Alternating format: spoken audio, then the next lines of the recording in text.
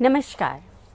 आज के व्याख्यान भगवती चरण वर्मा में आपका हृदय की अतल गहराइयों से स्वागत, वंदन, अभिनंदन।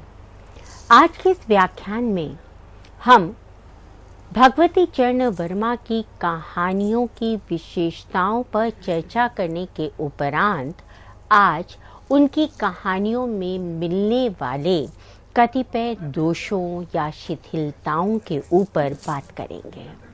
इसके अतिरिक्त हम उपन्यासकार भगवती चरण वर्मा के उपन्यासों में किस प्रकार के कथानक मिलते हैं, उन कथानकों में एक उपन्यास से दूसरे उपन्यास में क्या अंतर है तथा उन उपन्यासों में उनका जीवन दर्शन किस प्रकार से समाहित है, इस पर विशेष रूप से बात करेंगे। भगवती चरण वर्मा की कहानियां कहानी साहित्य में मील का पत्थर साबित हुई हैं, किंतु जहां उनकी कहानियां महत्वपूर्ण हैं, न केवल कथा की दृष्टि से, कथा शिल्प की दृष्टि से, वहीं उनमें कतिपय शिथिलताओं को भी देखा जा सकता है। जैसे भावावेश में कई बार भगवती चरण वर्मा अपनी बात को साबित करने के लिए तार्किक वर्णन को इतना लंबा खींच देते हैं कि उससे कथा शिल्प निश्चित रूप से प्रभावित हो जाता है। कथा की गति में इससे बाधा उत्पन्न होती है और ये बाधा पाठकों में नीरसता को उत्पन्न करती है। पाठक की रोचकता जैसे ही खत्म होती है, पाठक विवश होकर कहानियों के पन्ने पलटने लगता है।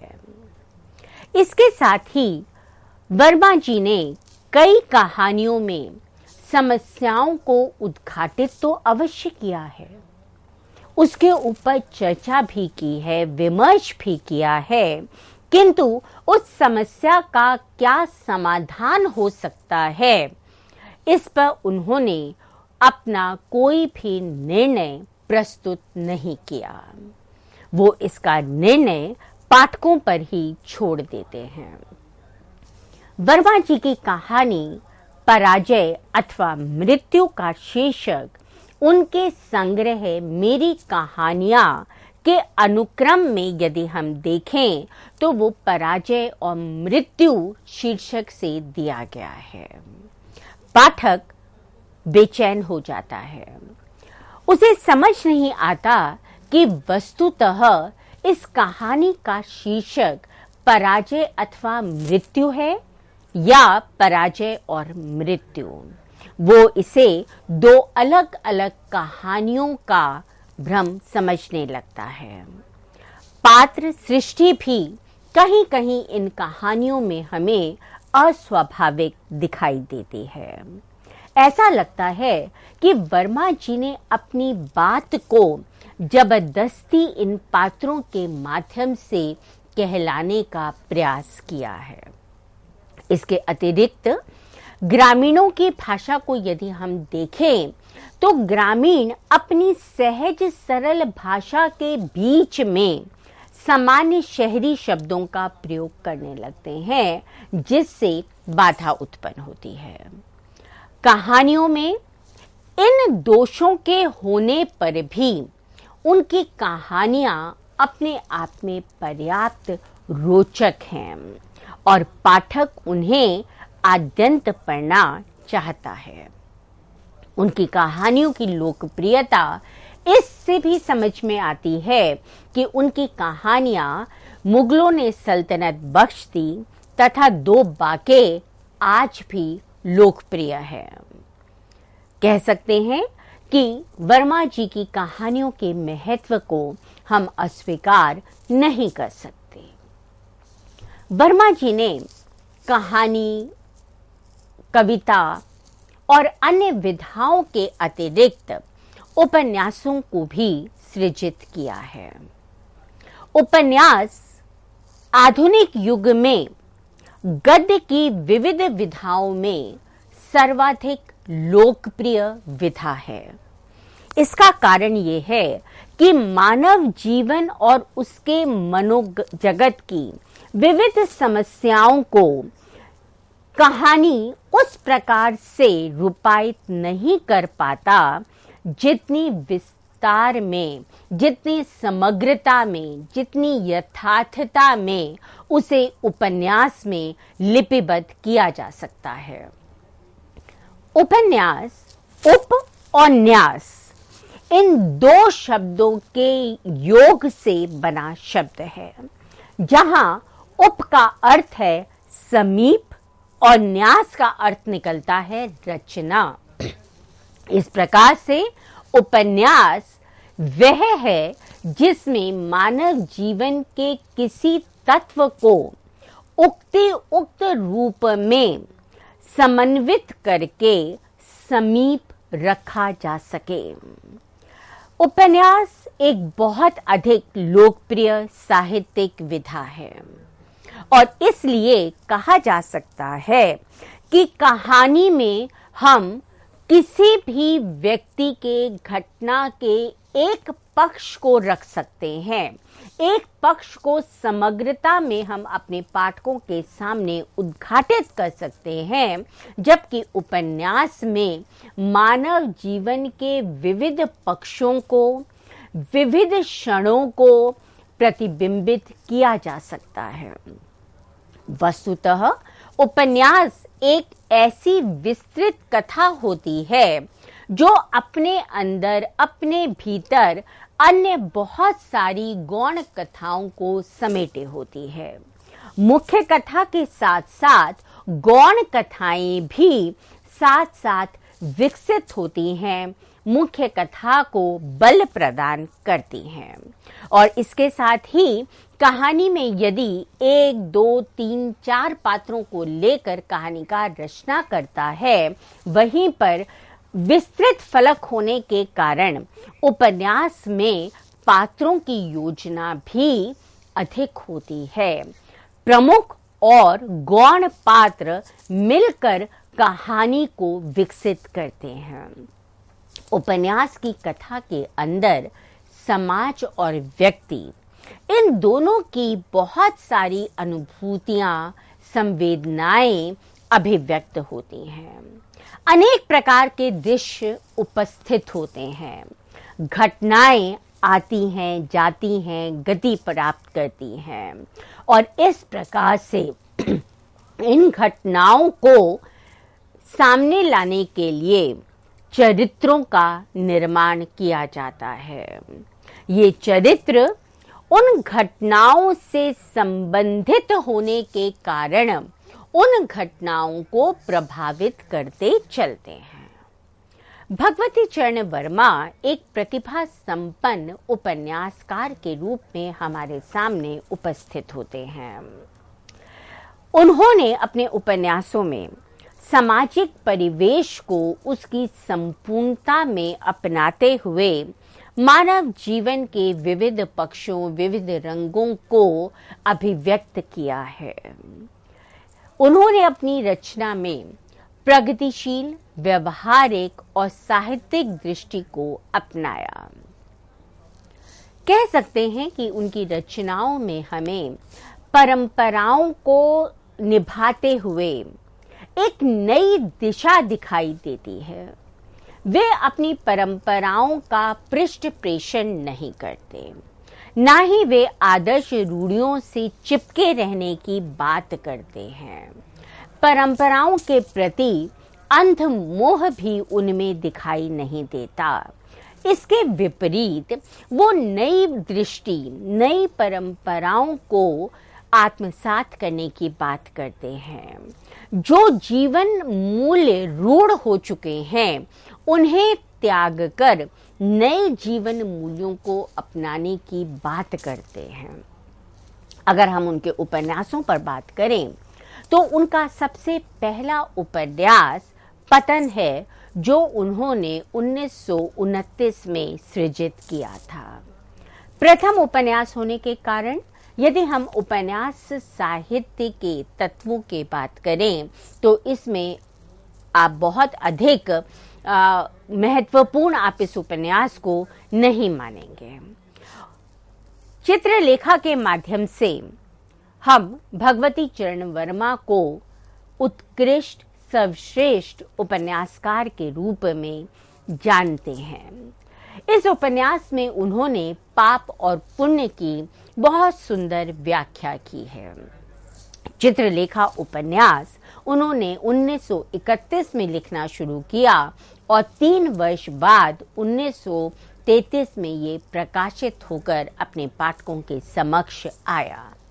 ये उनका सर्वाधिक लोकप्रिय उपन्यास है, जिसमें उन्होंने छायावाद की कवित्वपूर्ण शैली को अपनाया है। इसके अतिरिक्त 3 वर्ष, टेढ़े मेढ़े रास्ते, अपने खिलौने, भूले बिसरे चित्र, वह फिर नहीं आई, सामर्थ्य और सीमा, थके पांव, रेखा, युवराज चुंडा, सीधी सच्ची बातें, सबही नचावत राम गुसाई, प्रश्न और मरीचिका, धुप्पल, चाणक्य, क्या निराश हुआ जाए, उनके बहुचर्चित उपन्यास हैं। उनके उपन्यासों पर विहंगम दृष्टि डालने पर हमें पता चलता है कि उनके उपन्यासों के कथानक विविध हैं। चित्रलेखा उपन्यास में जहां उन्होंने अपने पात्रों के माध्यम से पाप और पुण्य की गंभीर विवेचना की है, उन्होंने ये बताने की कोशिश की है कि पाप और पुण्य व्यक्ति सापेक्ष होते हैं। जो एक व्यक्ति के लिए पाप है, वो दूसरे व्यक्ति के लिए पुण्य हो सकता है। इसलिए पाप और पुण्य की कोई एक सर्वाधिक व्याख्या या एक परिभाषा नहीं दी जा सकती। इसी प्रकार से सामर्थ्य और सीमा उपन्यास में उन्होंने मृत्यु और विनाश का बहुत अद्भुत संगीत उपस्थित किया है, जहां उन्होंने बताया कि मृत्यु क्या है, विनाश क्या है और व्यक्ति को अपनी सामर्थ्य और अपनी सीमा को समझना चाहिए। भूले बिसरे चित्र में उन्होंने मध्य वर्गीय परिवार की 4 पीढ़ियों का संघर्ष उपस्थित किया है। यह उपन्यास नायक विहीन उपन्यास है। बहुत सीधी सरल बात के माध्यम से सीधे सरल शब्दों का प्रयोग करते हुए वर्मा जी ने मध्य वर्गीय परिवार में किस प्रकार से जीवन मूल्यों का विघटन होता है, किस प्रकार से मूल्य गढ़े जाते हैं, किस प्रकार से मूल्यों के मध्य परिवर्तन दिखाई देता है, इसे स्पष्ट किया है। रेखा उपन्यास मनोविश्लेषणवादी उपन्यास है। टेढ़े मेढ़े रास्ते राजनीतिक उपन्यास है, जहां उन्होंने ये बताया कि राजनीति में किस प्रकार से किसी भी तरह से नेता अपना रास्ता निकालने का प्रयास करते हैं, उचितानुचित का ध्यान रखने की परवाह नहीं करते। हास्य व्यंग्यपूर्ण उपन्यास अपने खिलौने अपने आप में एक महत्वपूर्ण उपन्यास है। सीधी सच्ची बातें उपन्यास में वर्मा जी ने मध्य भारत की राजनीतिक, सामाजिक, आर्थिक परिस्थितियों का लेखा जोखा उपस्थित किया है। वर्मा जी के उपन्यासों में हमें उनके जीवन दर्शन को समझने का, जानने का प्रयास किया गया है। उनके उपन्यासों के माध्यम से हम ये बात स्पष्ट रूप से समझ सकते हैं कि वर्मा जी किस प्रकार से बंधी बंधाई लीक पर चलने में विश्वास नहीं रखते थे। उनका ये स्पष्ट मत था कि जीवन उबड़ खाबड़ है और इस उबड़ खाबड़ रास्ते में चलने के लिए हमें अपने लिए मार्ग बनाना है, जिसमें कठिनाइयां भी आएंगी, रुकावटें भी आएंगी और हमें उन रुकावटों को पार करते हुए अपने गंतव्य तक, अपने लक्ष्य तक, अपने उद्देश्य तक पहुंचना होगा। तद विषयक उनकी उक्ति है कि साहित्य और कला का भाग होने के कारण आदर्शवाद और यथार्थवाद दोनों में ही कुरूपता का कोई स्थान नहीं है। वस्तुतः प्रत्येक यथार्थवाद में मानव की उदात्त भावना का समावेश होना चाहिए, क्योंकि इसी उदात्त भावना में सद और कल्याण है और प्रत्येक आदर्शवाद में सहनशीलता होनी चाहिए। इसका अर्थ ये है कि चाहे आप आदर्श की बात करिए या अपनी रचना में यथार्थ की बात करिए, साहित्य में कुरूपता नहीं होनी चाहिए। उसमें मानव की उदात्त भावनाओं का अंकन होना चाहिए, संवेदनाओं का समावेश होना चाहिए और पाठक में उससे कुछ प्राप्त करने की जिज्ञासा होनी चाहिए, तभी पाठक उसे आद्यंत पढ़ने के लिए विवश होगा। वर्मा जी व्यक्ति को अपने हृदय में विकसित होने वाली भावनाओं को पूर्णता में जीने की प्रेरणा देते हैं। उनका मानना था कि जीवन क्षणभंगुर है, आज है कल नहीं है। इसलिए यदि हम कल की चिंता में आज घुले चले जाएंगे तो भविष्य तो हम में से किसी ने नहीं देखा और इसलिए हम उस अदृश्य भविष्य की सोच में, चिंता में हम अपने आज को भी नष्ट कर लेंगे। उनका भोगवाद अनैतिक, उच्छृंखल नहीं है, वो संवेदनाओं से युक्त है, वो मानवता से युक्त है, मानवीय मूल्यों का हिमायती है। उन्होंने व्यक्ति को सड़ी गली परंपरावादी मान्यताओं को छोड़कर स्वतंत्र रूप से जीवन जीने की बात की है और उनका यह व्यक्तिवादी दृष्टिकोण मनुष्य को बांधता नहीं है, मनुष्य को सीमित नहीं करता, उसकी तुलना में वो मनुष्य के अंदर व्यापकता प्रदान करने वाला है। चित्रलेखा में भगवती चरण वर्मा महाप्रभु रत्नांबर के माध्यम से अपनी इसी बात को पुष्ट करते हमें दिखाई देते हैं। वे कहते हैं, अच्छी वस्तु वही है जो तुम्हारे वास्ते अच्छी होने के साथ दूसरे के वास्ते भी अच्छी हो। क्योंकि यदि हम केवल अपने बारे में सोचेंगे, केवल अपने कल्याण या अपने आनंद के बारे में सोचेंगे, तो यह दृष्टिकोण स्वार्थपूर्ण दृष्टिकोण होगा। हमें अपने साथ साथ दूसरे के कल्याण की, दूसरे के सुख की भी बात निश्चित रूप से सोचनी चाहिए। भगवती चरण वर्मा का मानना था कि जीवन के किसी भी एक पक्ष को, जीवन के अंदर आने वाली किसी भी समस्या को देखने का, समझने का और उसके समाधान तक पहुंचने का हर व्यक्ति का अपना एक दृष्टिकोण होता है, अपना एक नजरिया होता है और वो उसी नजरिए, उसी विचार के अनुसार उस समस्या का समाधान देखने का प्रयास करता है।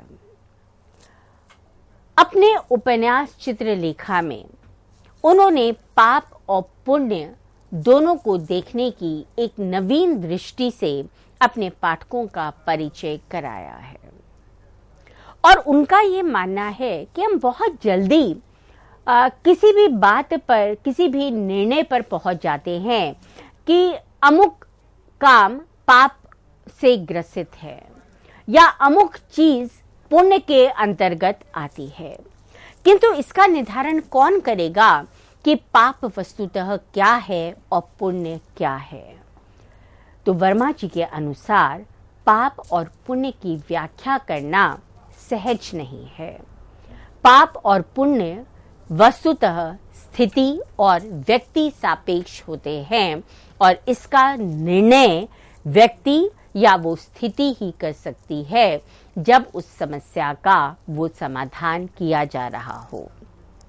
उनके अनुसार संसार में पाप कुछ भी नहीं है, वह केवल मनुष्य के दृष्टिकोण की विषमता का दूसरा नाम है। प्रत्येक व्यक्ति इस संसार के रंगमंच पर एक अभिनय करने आता है।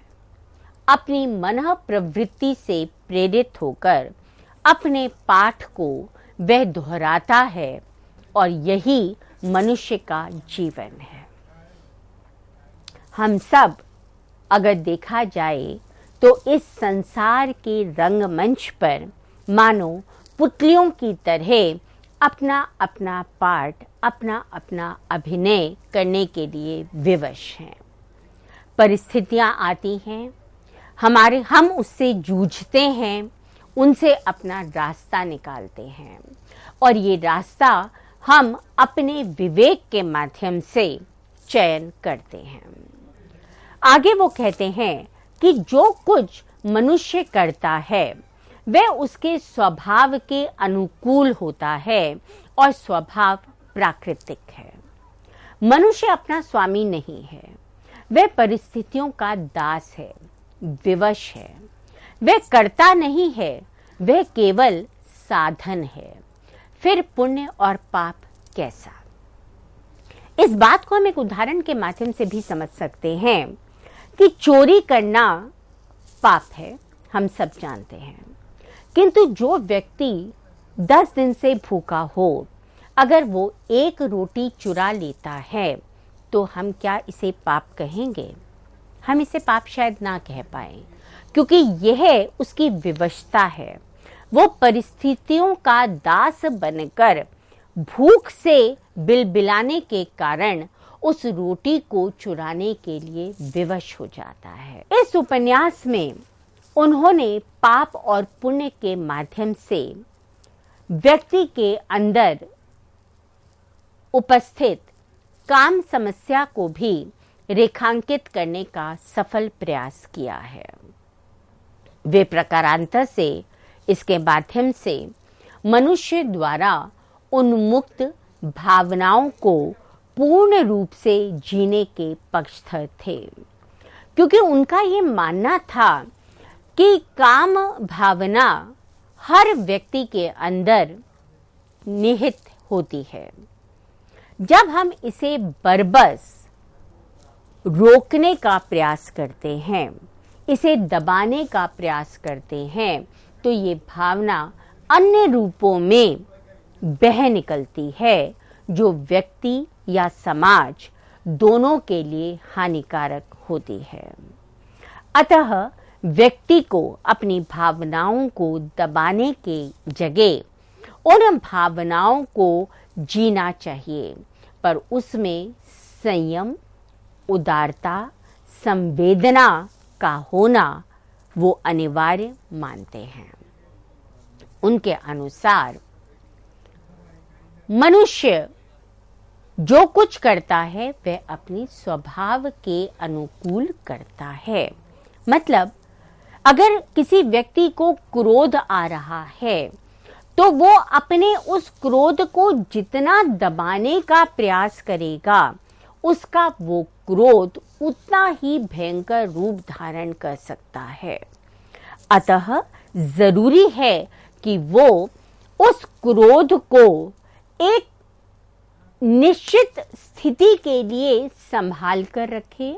वो ये बात जाने, अपने विवेक के माध्यम से इस बात का निर्णय करे कि किस समय उसे गुस्सा होना है, किस समय शांत होकर चुप रहकर अपनी बात को मनवाना उसके लिए श्रेयस्कर होगा। इसके अतिरिक्त यदि हम देखें तो चित्रलेखा उपन्यास में भगवती चरण वर्मा ने आध्यात्मिकता के स्थान पर, अध्यात्मवाद के स्थान पर भोगवाद को महत्व दिया है। उनका मानना है कि हमारा ये जीवन निरंतर गतिशील है, प्रवाहमान है, उल्लास से, मद से, आनंद से भरा हुआ है। अतः हमें जितना हम इसे दबाने का काम करेंगे, जितना हम संयम का काम करेंगे, जितना हम अपने आप को जंजीरों में बांधने की कोशिश करेंगे, उतना हम अपने लिए अस्वाभाविकता को उत्पन्न करेंगे। हम जीवन को स्वाभाविक रूप से जी नहीं पाएंगे। इसी के साथ ही हम देखते हैं कि उनके उपन्यासों में हमें उनके जीवन दर्शन को, अर्थात जीवन को किस प्रकार से जीना चाहिए, व्यक्ति अपने जीवन में किस प्रकार से अपने जीवन को सहज रूप में जी सकता है, इसका उन्होंने बहुत सुंदर ढंग से अंकन किया है। अगले वक्तव्य में हम उनके नियतिवादी दृष्टिकोण पर प्रकाश डालते हुए उनकी अन्य रचनाओं पर भी विहंगम दृष्टिपात करने का प्रयास करेंगे। धन्यवाद।